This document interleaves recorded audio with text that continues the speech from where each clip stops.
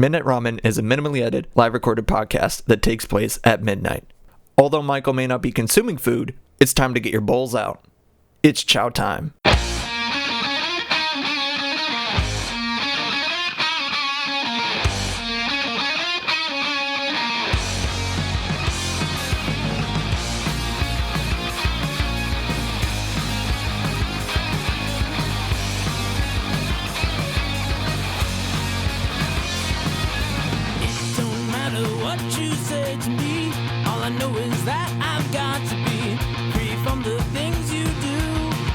But I'll come back to you. Break stride, sailing me. Free falling, choose my enemy. Free from the things you say. It will all come back someday. Good evening, gamers and other folks. I gotta make sure that my mic is actually turned down a little bit because I think it's kind of peaking really hard. Because that good should not have been as loud as it should have been. But now it's too quiet. Me, goddamn. You are listening to Midnight Ramen with Michael. Hope y'all are doing good tonight. If you want to watch this live, you can go to twitch.tv. Melted Lurk Original. Search it up in the little bar there, and you can watch this live. You can interact in the chat. You can change how the show goes, and you won't appear on screen because I have trust issues. Well, it's mainly because I don't want to have to see profanity, except for when I call for it. But no, I don't want to have to edit that out. That's poo-poo. Get that shit out of my chat. Anyway, although technically now that I'm thinking about it, and I was thinking about that earlier today, it's I could just have chat just on screen, but that's just asking for it to some extent. Or to some degree, but I don't want to put it on. I've already gone most. Well, I know one episode I didn't really give a shit, but other than that, I was I don't want it. I don't want it. But besides that, I'd still read it out for the most part. And the thing is too, is that you can change how the show goes. And you can watch the after show. And you can watch this all unedited live and all that other stuff. So if there is profanity, if there was on screen, you would see it. As opposed to other places where you can't. Such as YouTube, where you can watch the edited episodes live. And you can listen to it on Spotify.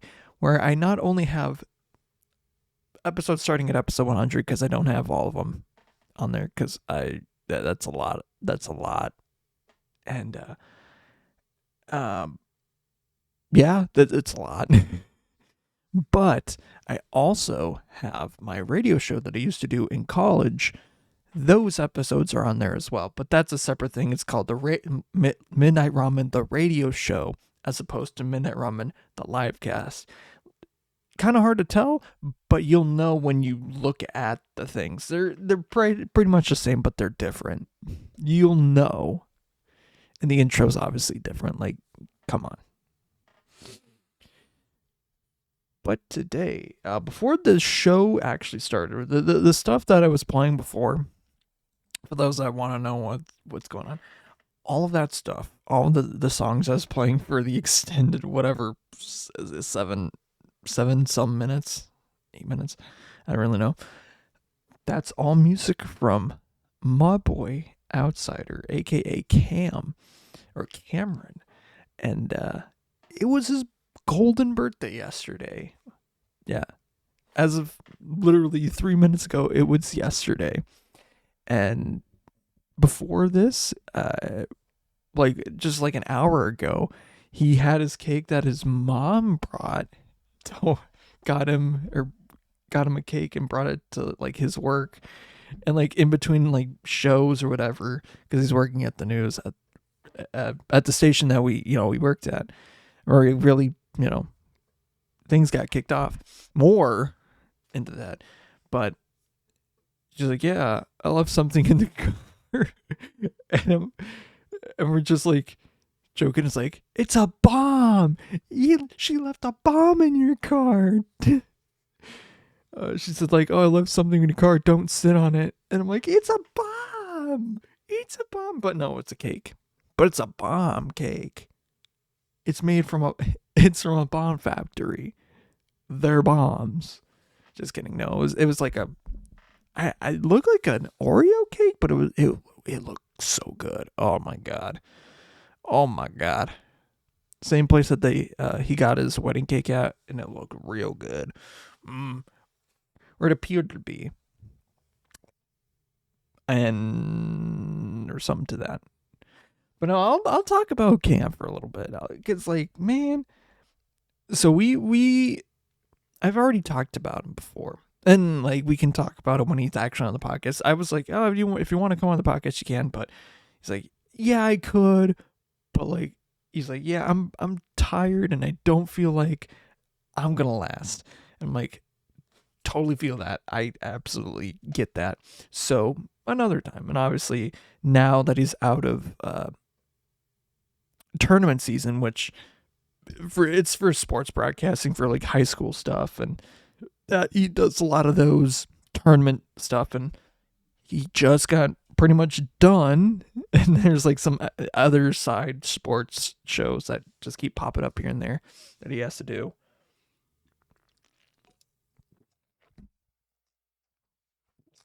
But other than that, for the season, he's just basically back to the news.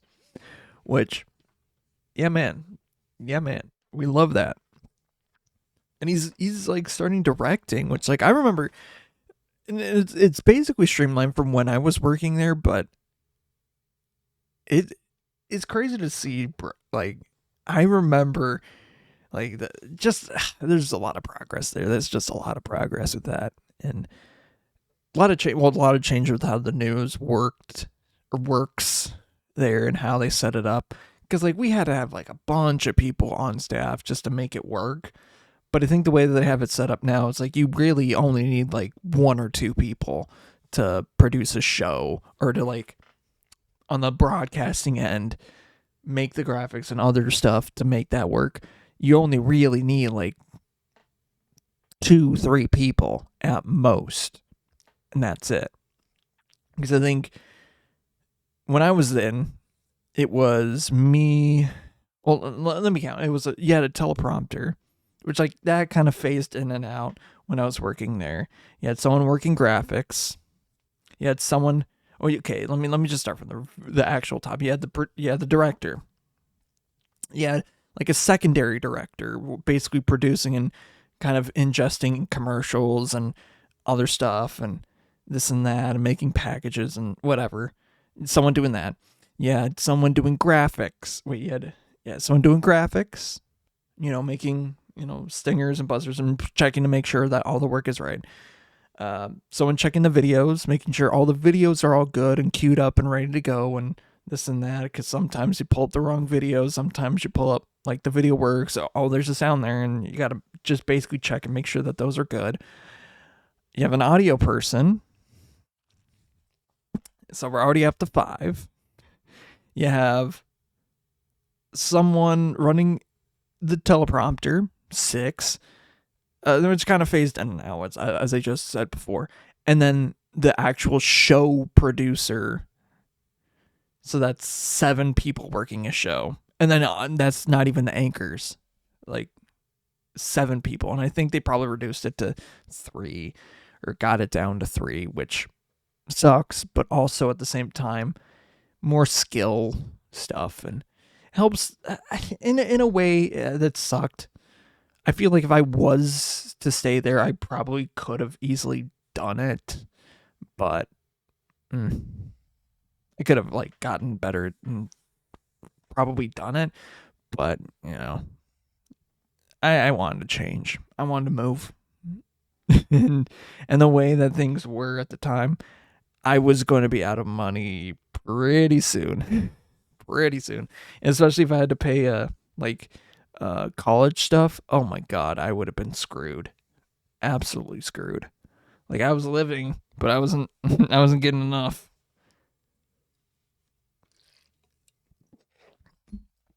Yeah, and it was part-time too, so it's like, eh. But now I'm fine. I could do better. I could. What I need to do is I need to stop spending money on magic cards. God damn it! Like, but that's an addiction. And plus, like, what I'm also building and actively building and making sure shit's good. And I should get rid of some of my bulk. And that's what I'm trying to do. But that's a long process. I gotta make sure that I know what I'm doing before I actually do it. That's the problem. The big problem. Anyways. So me and Cam go back. We went to college. How we met, because we were in the same program, and I've already said that before. The EIT program, which is now something absolutely completely different.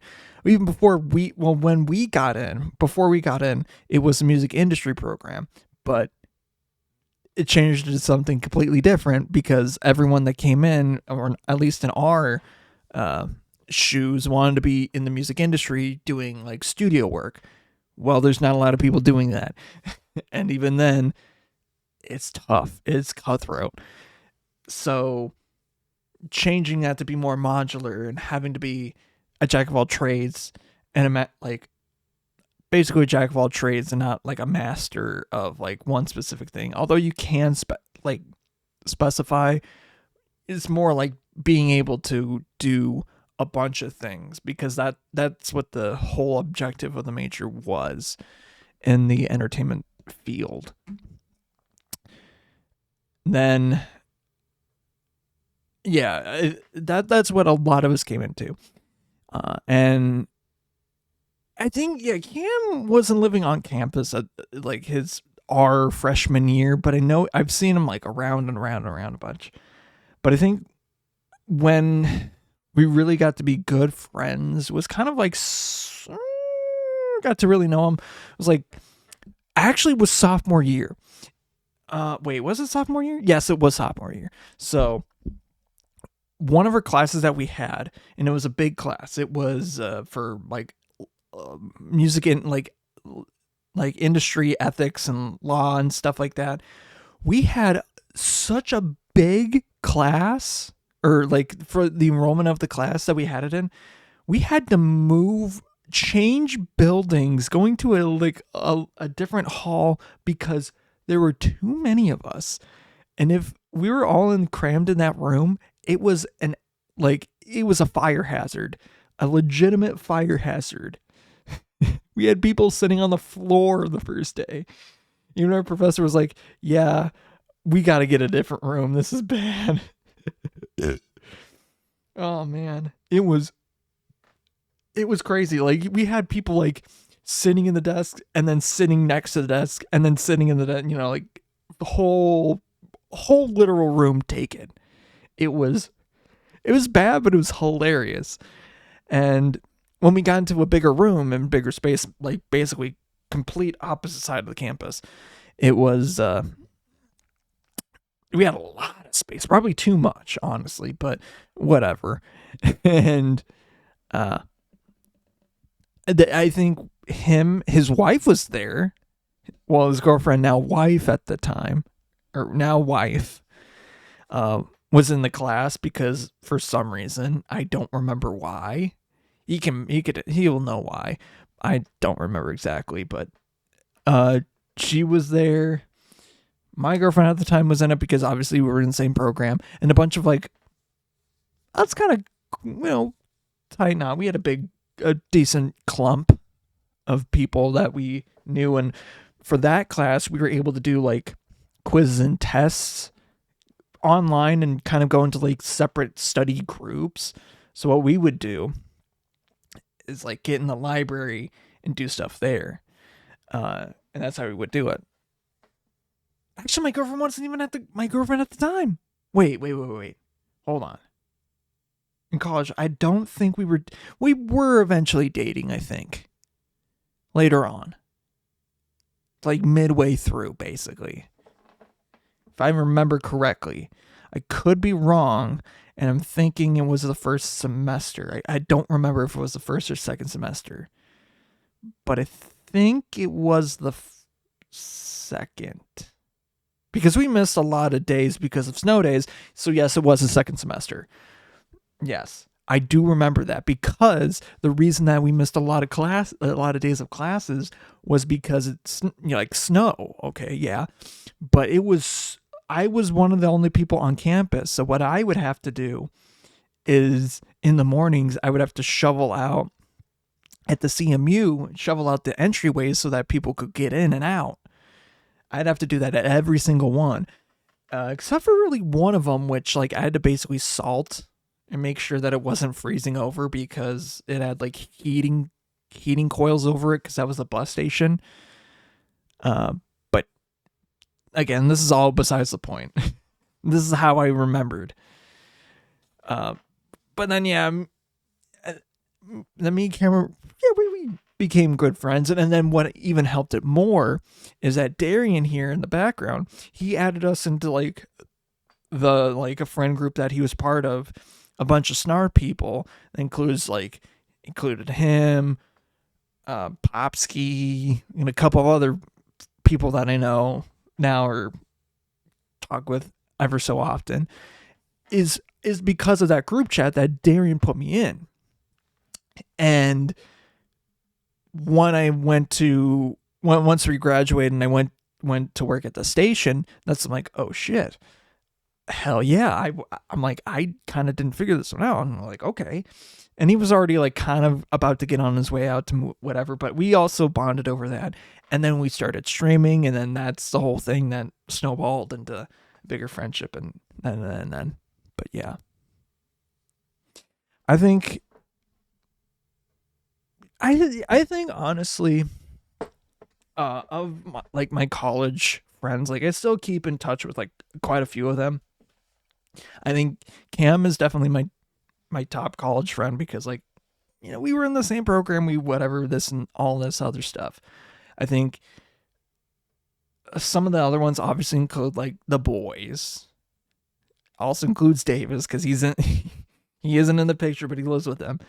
Trying to think of some other ones. Yeah, there's a couple here and there that I still keep in touch with every once in a while, and I see on like Facebook or whatever app or Snapchat or I don't really know, but yeah,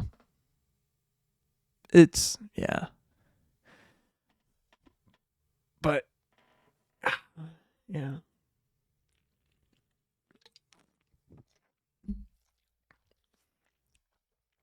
But that class was weird because it also taught us a lot, but we didn't also read a little bit too because we were supposed to read, but also none of us read it.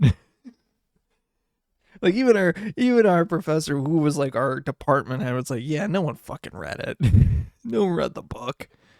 Although we did skim it, we just never read like the content that was in the book because like, dude, we didn't know what the fuck was coming up.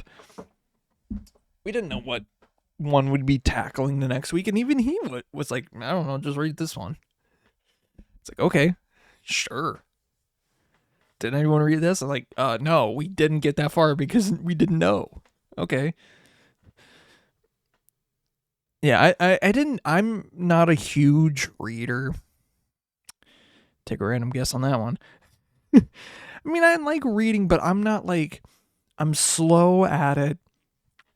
And like my comprehension of reading, my attention and comprehension is not great. I'm gonna admit, I'm very good at math. Like I'm good at other stuff, but like reading a story, if I get bored, I fall off. I just fall off. It doesn't matter. Like if it's like starting to get a little bit interesting, I don't know why. Like I have to be hooked on the book to like keep on it. But like if it's like, oh, it's a conversation that's just taking a bit too long and it's just kind of like like a little set piece that kind of means nothing to the whole, like the entirety of the story. It means something, but it doesn't really. It's just a minor point that I get like uninterested. Like if I was to be reading Dune, which I'm getting the audiobook because like I don't really have a whole ton of time to read. I mean, I could at work when I'm not like actively doing something, but if I get too deep in a book and then all of a sudden it's the thing, it's like, oh, you get deep in a book, you don't want to have to stop immediately. I don't like doing that either. So I've been just listening to the audiobook, which god dang Spotify was like, oh, you ran out of audiobook hours, even though I'm on Spotify Premium. Like, what? What does that mean? Don't I already pay the stuff to get what? It's like, huh? Like, you have these books on here. What are you talking about? Anyway, whatever. I think there's like a different whatever program. I don't freaking know, payment thing. I'm not gonna give a shit right now on that.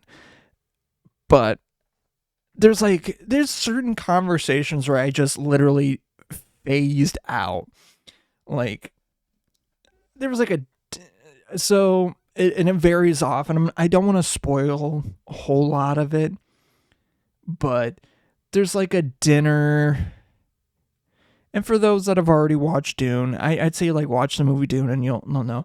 But in the book, after the in between, like they go out and see like the fields, and they watch a whole like spice extractor get basically swallowed up, and the fall of House of Atreides. There's like a dinner scene, or like there's a dinner scene in the book, basically with like a whole bunch of people there, and I kind of phased out a lot of it. I mean, there's like, I paid attention for most of it, but like there's certain like conversation stuff like that I'm like, this is literally unimportant. This doesn't mean anything. It's very interesting too, because like now being where I'm at in the book before Spotify decided to kill me like continuing, I just kind of got into part 2, and it's crazy because I feel like, and I have to rewatch Dune part 1, but I feel up to like there's kind of like book 2 in like the book, quote unquote, where it's like kind of after when the Thopter, after the storm, when the Thopter crashes.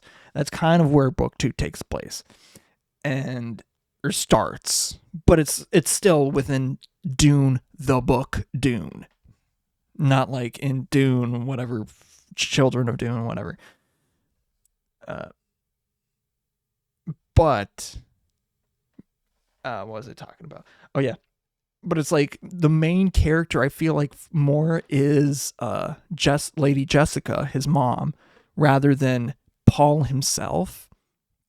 But then it kind of like, once I feel like it got to that like second book, where it goes Muad'Dib, which is his Fremen name, Paul Muad'Dib Atreides, and that's when it starts focusing more on, oh, Paul is the main character. He is the main character, technically.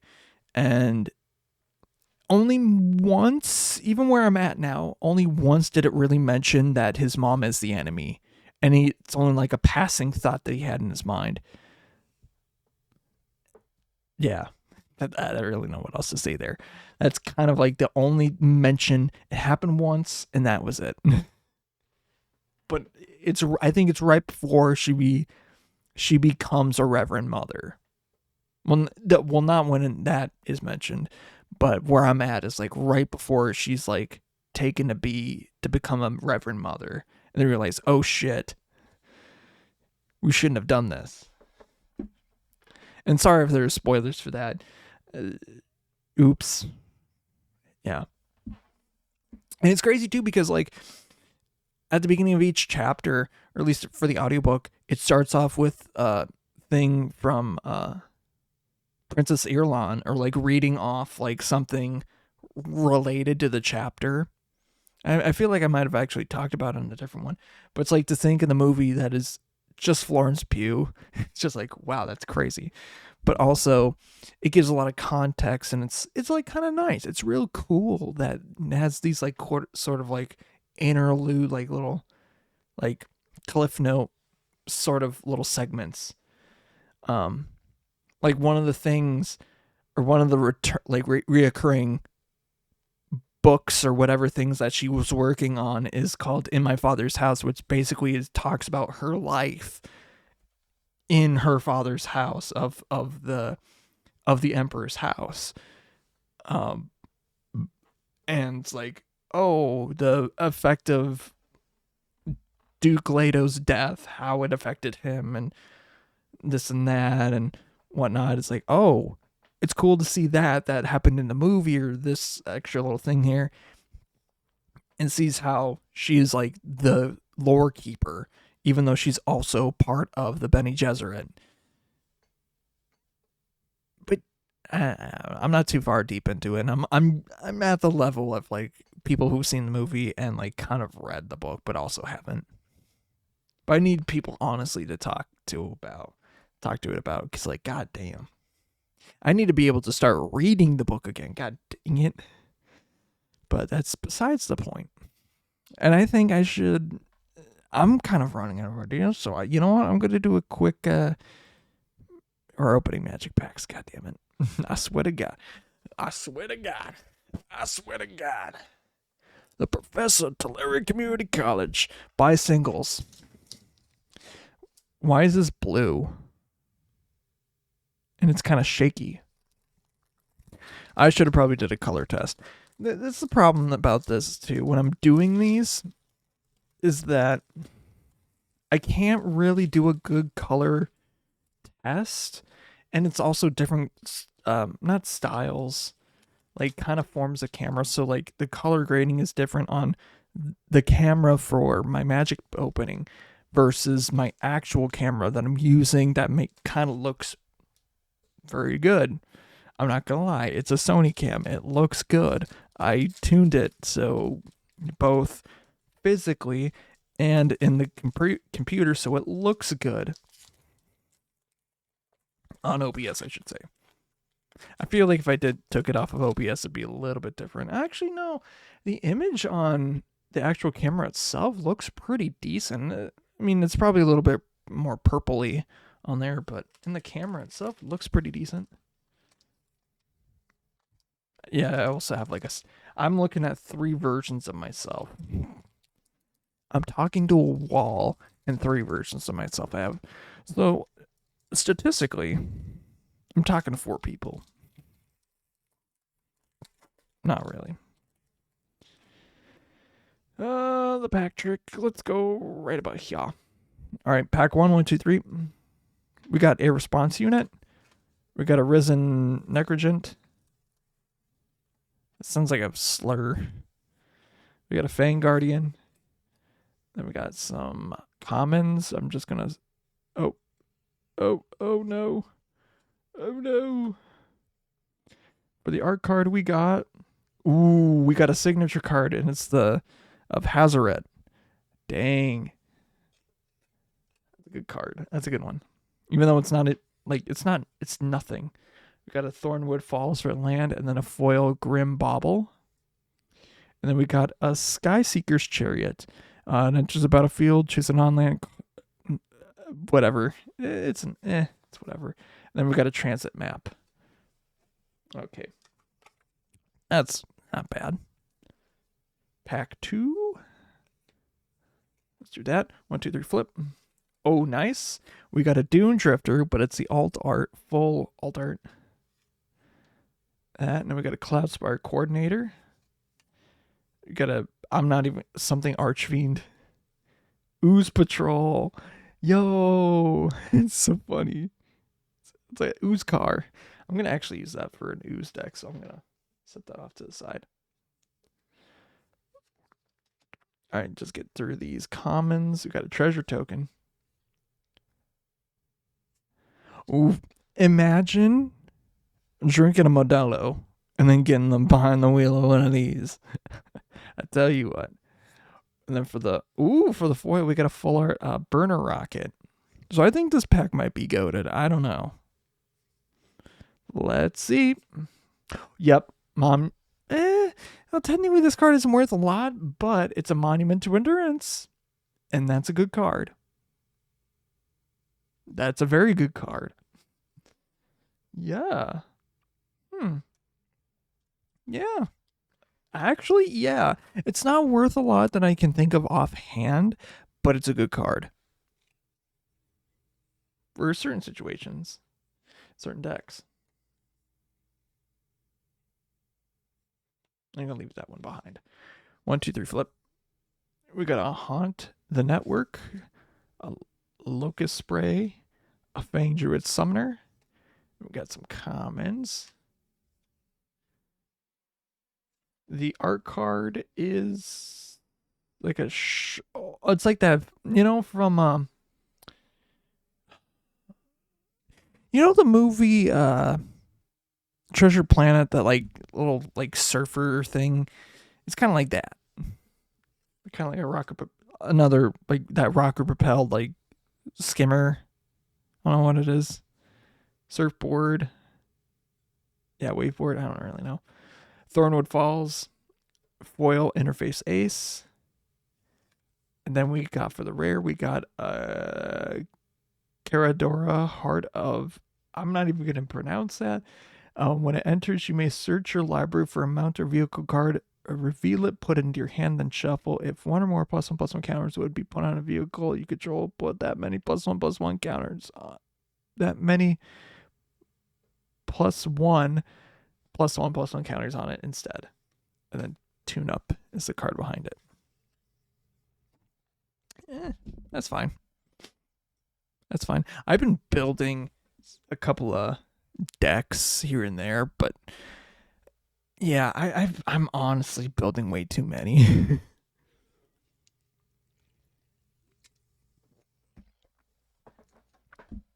But also at the same time, some of them are good, some of them, of varying degrees.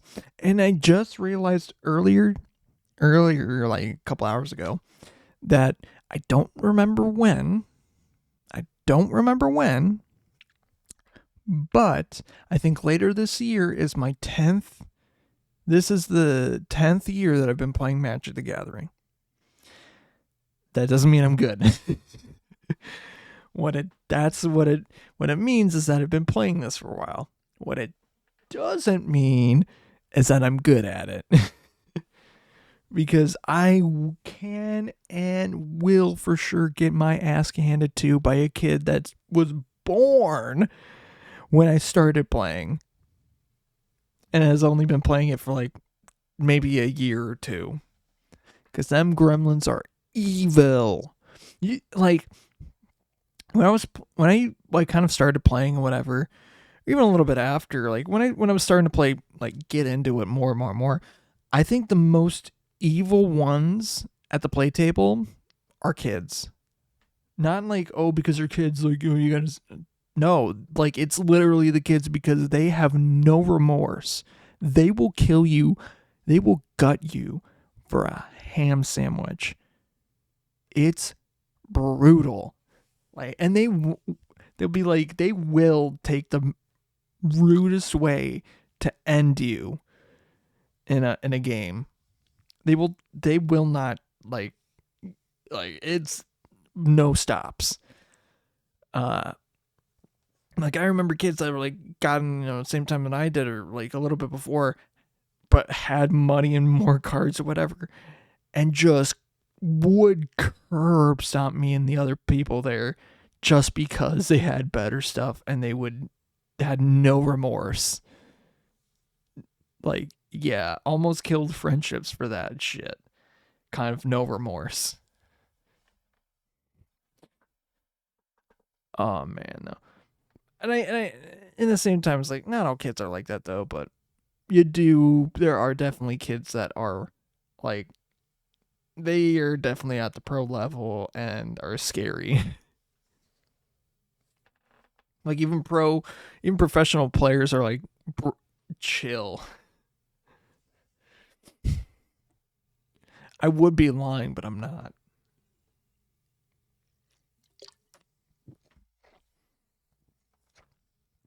Great, now I gotta think of more topics to talk about, because like I am tired, but I'm also like, I don't know. I'm like, in the topics that I have talked about, I'm blazing through them as fast as I can. I don't really know what to talk about. It's one of those rare episodes, it's like come and go. It's really come and go. So like last week, I could talk for longer than I did about French horn shit. Like I could have talked I could have talked my own ears off. Like I would talk in the morning and just like, oh, like dry throat, like I have nothing else to say. I could have gone for a long time on that, but it's like it ended somewhere. But now today, I don't really know what to talk about. I really don't. But yeah, again, I was building a lot of Magic decks. Some of them are very good. Some of them some of them I have in the process. One of them I'm trying to make really good. Hopefully it'll work the way that I think it does. And if it does, oh boy, it's gonna be dangerous. They won't know what hit them. But, yeah. Also trying to fight off. I'm wearing shorts. I probably shouldn't have wore shorts. Although it's gonna be like 60 degrees today, and I'm in a house, temperature controlled house. I'm in the hottest room of the house, but whatever. I still feel a little cold, but I'm not moving. I'm still standing. Yeah. What's something I have not talked about on here? Well, I haven't talked. Okay, so one little story anecdote that I had when I was a very young, like little kid, is I was very rambunctious, but also at the same time, I don't know what got into me. We had Kool-Aid a lot. Like we would have, like me and my sister would make Kool-Aid all the time. But one day, I don't remember when or why or how or what happened. I did it by myself. The one thing I didn't do was add sugar, but what I did, I took damn near every flavor that we had.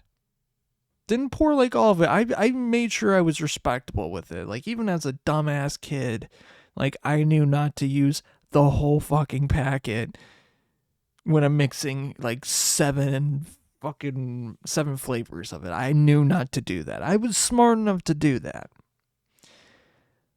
But I didn't put any sugar in it. However, I did keep a record of it. Or my parents somehow got a record of it. And it became a magical mix. Like it was like they had it, or like they put some sugar in it and they tried to like, damn, this is good. And so they just basically took those flavor packets and combined them with, the right amount of sugar. And that would just be like we had like a jar, like a container filled with Michael's Magical Mix, Kool-Aid mix. And we'd have it for parties, birthdays. It was good. It was decent. And I don't think they make it like they make the Kool-Aid packets like they do now. But back then, oh man. And if you got the just a solid amount of this stuff, like you take a punch, but then you bring it up a couple steps from there, I would say. Although it did have punch in it, so it had flavor. It was like kind of overwhelming, but not too much.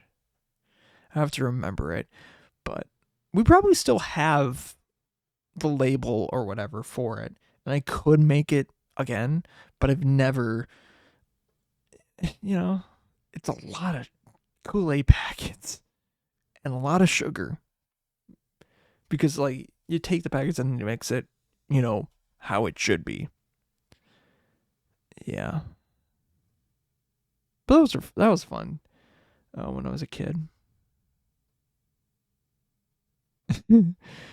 And we're not coming up on that now, so I don't want to talk about how we got good at horse racing.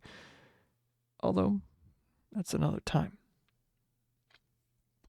Have I talked about my time when I was a diver? I don't not like actual deep depths. No.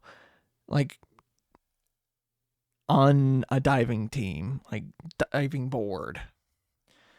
So one of the few things that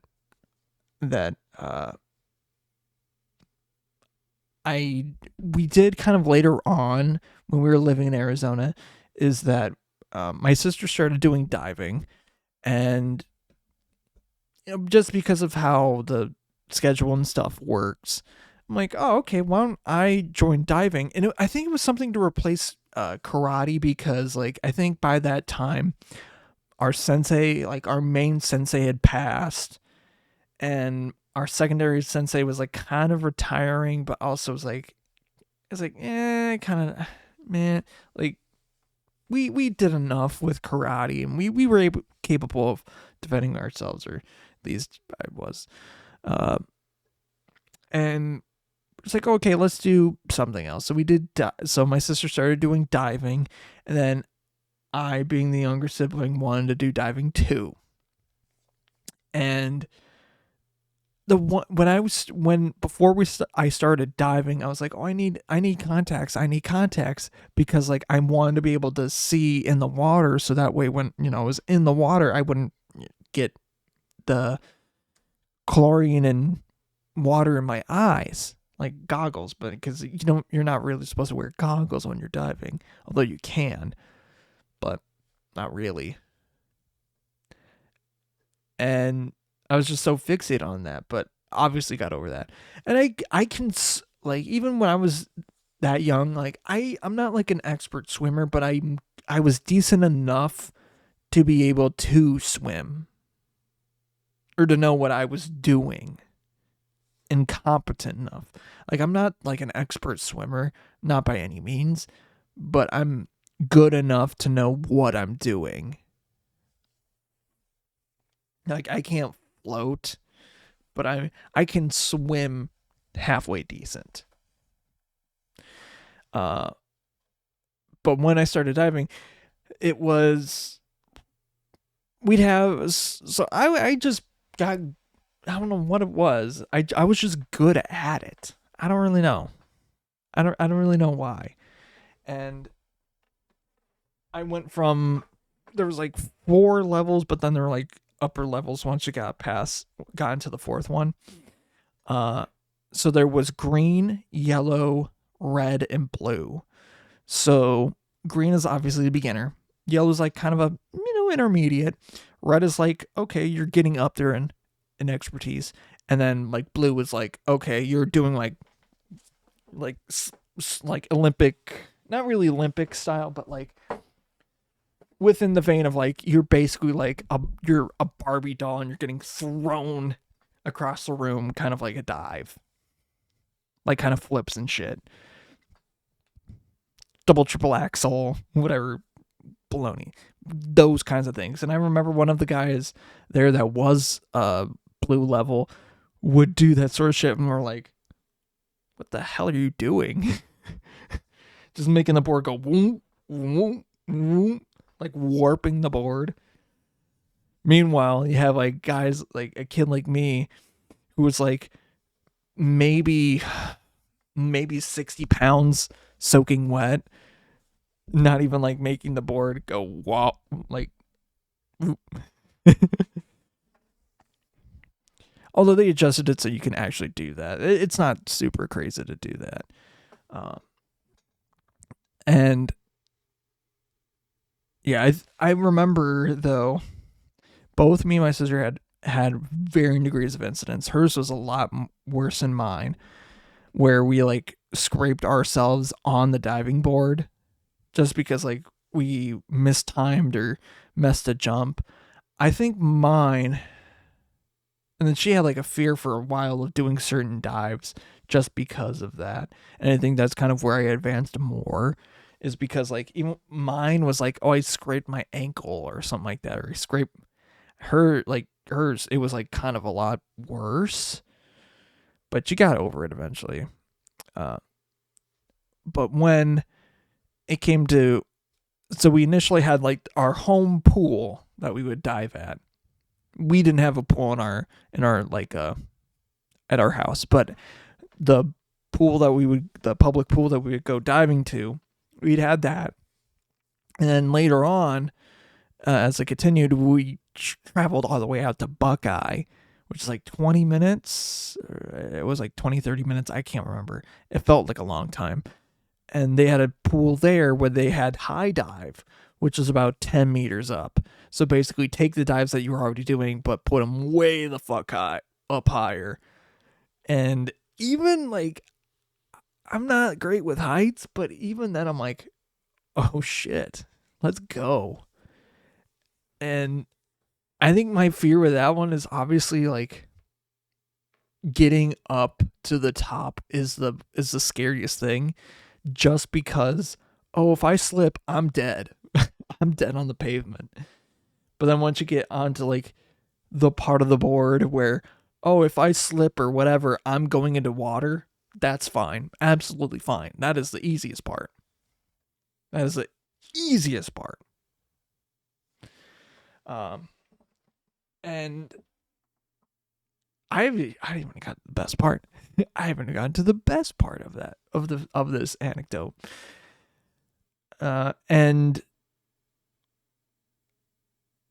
I still remember doing like some of the dives from then, and I think one of the more advanced dives, just because of like, you know, it's for fucking kids, was doing a flip. Like doing an actual flip and diving and doing correct form and that sort of stuff. And I was able to do that.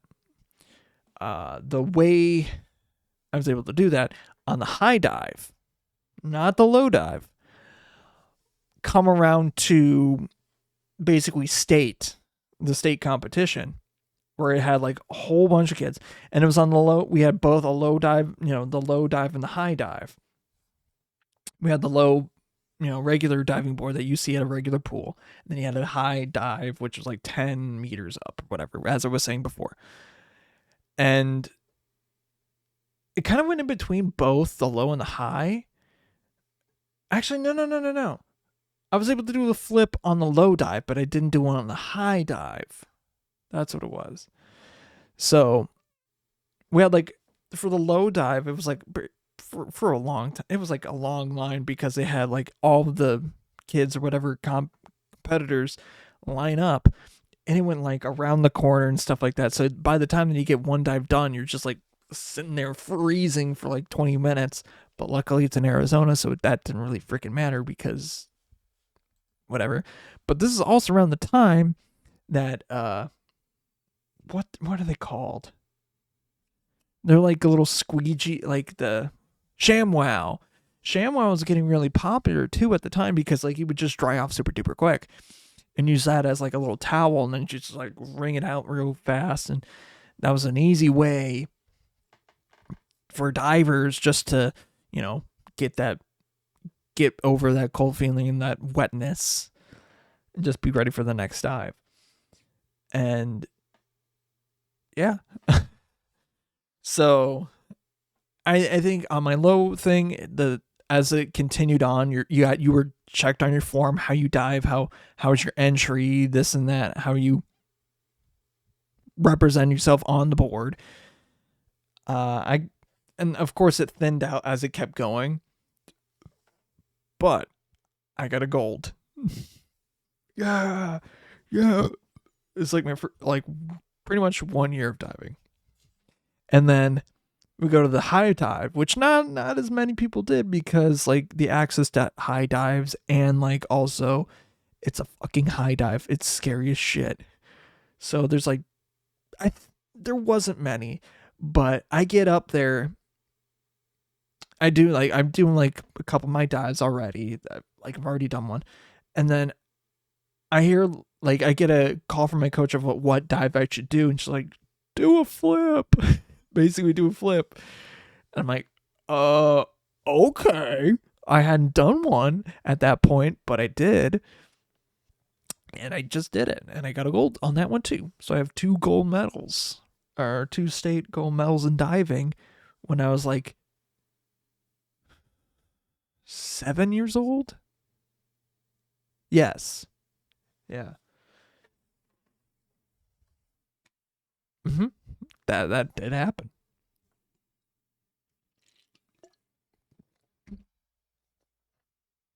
And then I think the last time we dove, or one of the last time we did, we were practicing diving, and this right before he moved.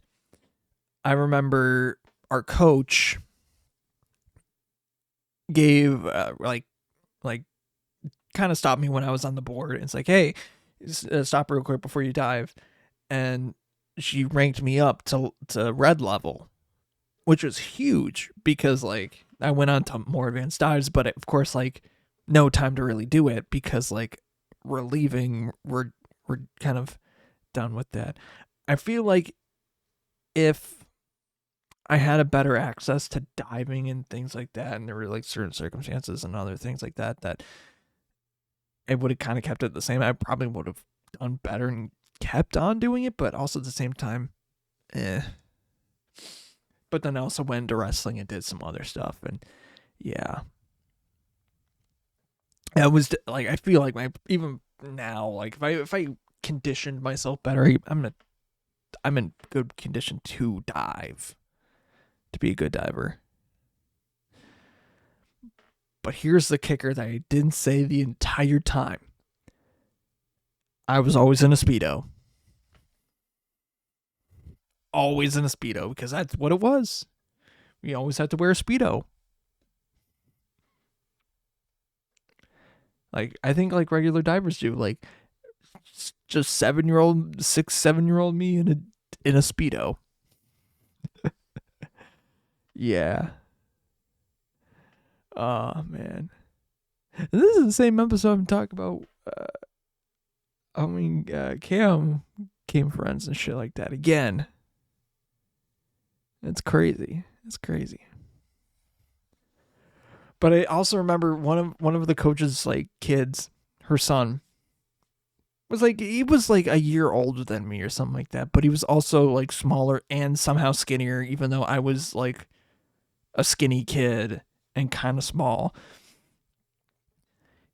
He one thing he would like just do for fun randomly is there were like lockers like kind of on the side that were like basically shoe locker, like maybe I would say like maybe a foot by a foot, or basically I don't know how big of a space it was, but a very confined space, and he would somehow cram himself in those lockers and then get himself out. It's like, how do you even do that? Like, bruh, he was that skinny to do it. It's like, I feel like I could do that, but I wouldn't be able to get out. But he would do it so often. I think even like a year or so after we left, he was still able to do it. And it's like, how? And like his mom she was a bigger lady. Like his coach, or our coach, his mom was like a bigger lady. So it's like, how do you even? But nah, she was cool too. Like, she was cool. She was a good coach. It was fun I had a fun time diving. And I do remember like stuff from that time. Man. Oh, that was some good days. Good days. But yeah. I should probably wrap it up here, kind of, but also I don't want to wrap it up here yet because it is still midnight, but also I'm getting low on time. So I'll think wait another minute. We could wait silently, but that's not the option. I've been trying to keep track on bacon stuff, but recently because that's something to talk about. So the other day, my mom's like, hey, can you clean out the tub because bacon's got like, like basically litter markings and stuff all over. And it's like that scene from Daddy Daycare where the kid's like goes into the bathroom to take a number 2, and then Eddie Murphy's just sitting outside, and then the kid comes out and he's like, I missed. And he's like, what do you mean? I missed. And then Eddie Murphy looks into the door and it's like horrified. It was like that. I cleaned it up and I'm like, he's been having a problem where he has like some like clumps of litter in his paws, and he just keeps it in there. I tried getting it out, but he just like somehow gets some more in there, or just like brings more along with him. I don't know why he does this, but it's kind of getting annoying. But it's in his back paw, so it's like, bruh, stop that. So what I theorize and determine what it is, I think there was like a spot on like one of the stairs where the dog kept peeing and whatever, because we were gone for a long period of the day and he just, he had to go. And what I think happened, what I theorize happened, is that Bacon would get out of his litter box, walk upstairs, but that one of the steps is wet, or it's like a little landing step is wet. So we go through that, and then the stuff that's in the stuff that he's bringing along in his paw is getting wet, and so it starts leaving marks, and that's how it got brought up there. So I cleaned his paw, I cleaned the tub, and I carpet cleaned that freaking spot, because god damn it, I knew it was that spot. It had to have been that spot. And I think I'm being a little bit more alert at trying to keep the litter box clean, at least doing a little bit more daily, because it's not something with the sand. Because like the stuff that I'm using right now is the stuff that for a time I was like going from litter to different litter, which I don't think you're really supposed to be doing that much, because like the clay litter is good, but also at the same time it's such a pain in the ass to clean up. It's like every single time I do it, it's like totally recall the entire bin. It's bad. But if I use sand, I go through a lot more, and it's not as good. It's good, but it's not as, it's more expensive, obviously. But to get enough to work for a long time, I'd have to like make sure that it's good, because he goes through a lot. He pees and he poops a lot. He's a big fucking cat. Like, again, Bacon is big. Like he's lost a lot of weight, but like that weight went somewhere and it's in the box. Oh man. But I love him. Love that little guy. Yeah. I think that's where we'll leave it off. Bacon, diving, and Cameron. There's something there. I don't know.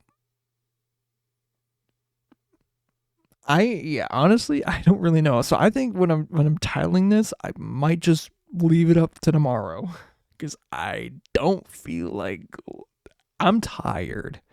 I just might let this like go a little bit light on it, maybe play a game for a little bit, but then I don't feel like uploading it until tomorrow morning when I wake up, or after I wake up, because like I just don't want to get it out by lunch. So,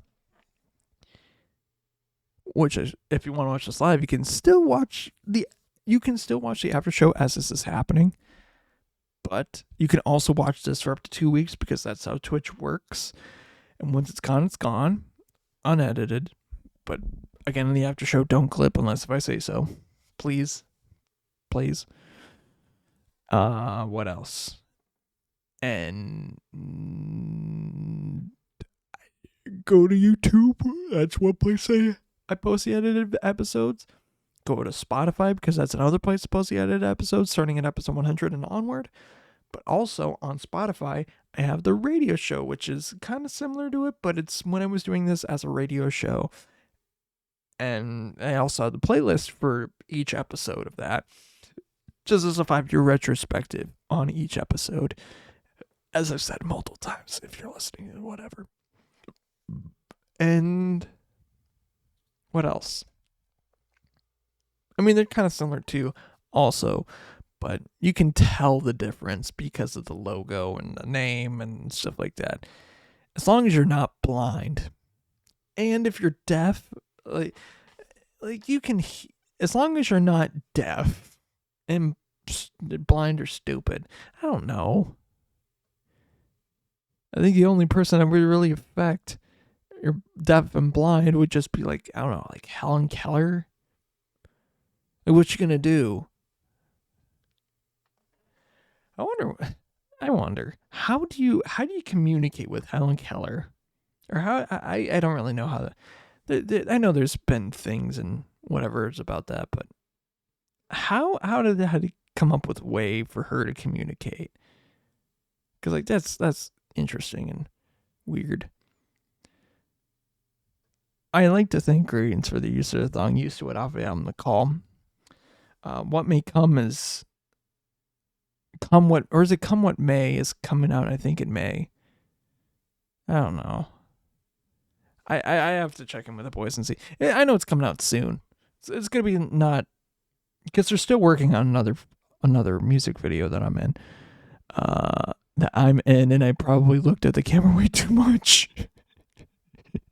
Oops. But I was doing some work for them in that. And hopefully it comes out good. We will see. I do not know. But I hope that comes out. I think you'll like it. I think you guys will like it. I think I've heard the song to it, but I can't remember. Oh yeah, I think they may have played the song for me, or may have given me the song.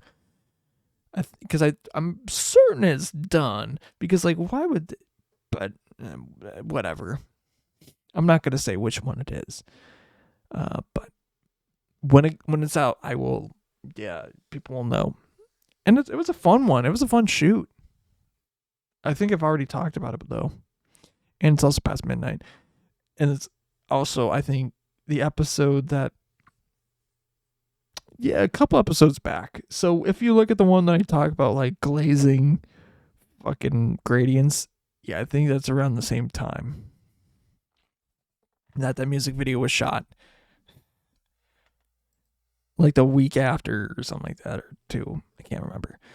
But yeah, I thank you guys for listening, watching, doing what you do, and all that stuff. But as I look at the time, it's not midnight here anymore, but it's midnight somewhere else. So until it becomes midnight here once again, I will see you later. But until then, bye-bye. Oh, wrong button. Oh, wrong button. Give me a minute.